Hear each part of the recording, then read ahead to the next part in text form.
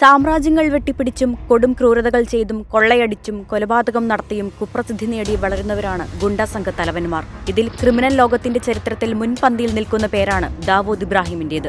ലോകത്തെ ഗുണ്ടാ സംഘ തലവന്മാരിലെ സമ്പന്നരുടെ പട്ടികയിൽ ദാവൂദ് ഇബ്രാഹിമിന്റെ അടുത്തെത്തിയത് വളരെ കുറച്ചുപേർ മാത്രമാണ്. ഫോബ്സ് റിപ്പോർട്ട് പ്രകാരം 2015 ദാവൂദ് ഇബ്രാഹിമിന്റെ ആസ്തി $6.7 ബില്യൺ ആയിരുന്നു. എന്നാൽ ഇതുവരെയുള്ളതിൽ വെച്ച് ഏറ്റവും സമ്പന്നനായ ഗുണ്ടയല്ല ദാവൂദ്. മുഴുവൻ ആസ്തിയുടെ കാര്യത്തിൽ അധോലോകം ഭരിച്ചത് ഒരേയൊരു വ്യക്തിയേയുള്ളൂ. ഒരു കർഷകന്റെ മകനെന്ന നിലയിൽ നിന്ന് കൊക്കൈൻ രാജാവിലേക്ക് വളർന്ന് ലോകം കീഴടക്കിയ കൊളംബിയയിലെ നൊട്ടോറിയസ് ഡ്രഗ് മാഫിയ തലവൻ പാബ്ലോ എസ്കോബാർ.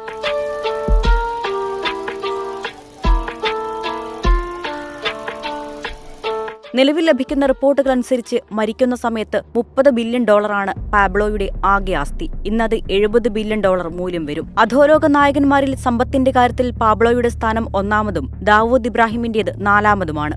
1989 പാബ്ലോ എസ്കോബാറിന്റെ ആകെ ആസ്തി $9 ബില്യൺ ആയിരുന്നു. അന്ന് ഫോബ്സിന്റെ പട്ടികയിൽ പാബ്ലോ ആയിരുന്നു ആഗോളതലത്തിൽ 7ാമത്തെ സമ്പന്നൻ. ലോകത്തിലെ കൊക്കൈൻ വിപണിയുടെ 80% കൈയടക്കി വച്ചിരുന്ന പാബ്ലോ മില്യൺ ഡോളറുകളാണ് വർഷം തോറും അദ്ദേഹത്തിന്റെ ആസ്തിയിൽ വർദ്ധിപ്പിച്ചുകൊണ്ടിരുന്നത്. 80കളുടെ മധ്യത്തിലെത്തിയപ്പോൾ പ്രതിവർഷം ഏതാണ്ട് $22 ബില്യൺ വരെ എത്തി ആസ്തി. 1949 ഡിസംബർ 1 കൊളംബിയയിലെ റിയോനഗ്രോയിൽ ഒരു കർഷക കുടുംബത്തിലാണ് പാബ്ലോയുടെ ജനനം. അച്ഛൻ ആബേൽ ഡി ജെസസ് ഡാരി എസ്കോബാർ കർഷകനും അമ്മ ഹെർമിൽഡ ഡി ലോസ് ഡോളറാസ് ഗവിരിയ അധ്യാപികയുമായിരുന്നു. കുട്ടിക്കാലം മുതൽക്കേ കോടീശ്വരനാകണമെന്ന ആഗ്രഹത്താലായിരുന്നു പാബ്ലോയുടെ ജീവിതം. ചെറുപ്രായത്തിൽ തന്നെ ഗുണ്ടാപ്രവർത്തികൾ ചെയ്തും ശവകുടീരത്തിൽ നിന്ന് പെട്ടികളെടുത്ത് മോഷ്ടിച്ചും കാറുകൾ മോഷ്ടിച്ചും പാബ്ലോ വളർന്നു. കണക്കിൽ കവിഞ്ഞ സ്വത്തുക്കൾ കൈയടക്കി വെച്ച എസ്കോബാറിന്റെ സ്വാധീനം അധോലോകത്തിനും അപ്പുറത്തേക്ക് വളർന്നിരുന്നു. പാവപ്പെട്ടവർക്ക് പണം വിതരണം ചെയ്യുന്നതിനും വീടില്ലാത്തവർക്ക് വീടുകൾ നിർമ്മിക്കുന്നതിനും മൈതാനങ്ങൾ നിർമ്മിക്കുന്നതിനും മൃഗശാലകൾ കെട്ടിപ്പടുക്കുന്നതിനും പാബ്ലോ ധാരാളം പണം ചിലവഴിച്ചു.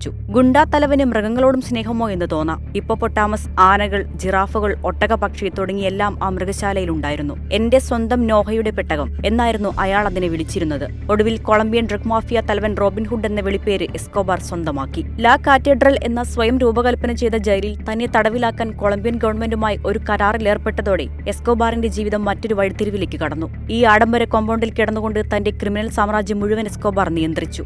സഹതടവുകാരെയും ജയിലിനുള്ളിൽ ജോലി ചെയ്യുന്നവരെയും നിയന്ത്രിച്ചു പാബ്ലോ. കൊളംബിയയിലെ വ്യാപാരികളുടെ വീടുകളിലടക്കം തന്റെ പണം ഒളിപ്പിച്ചു വെച്ചു.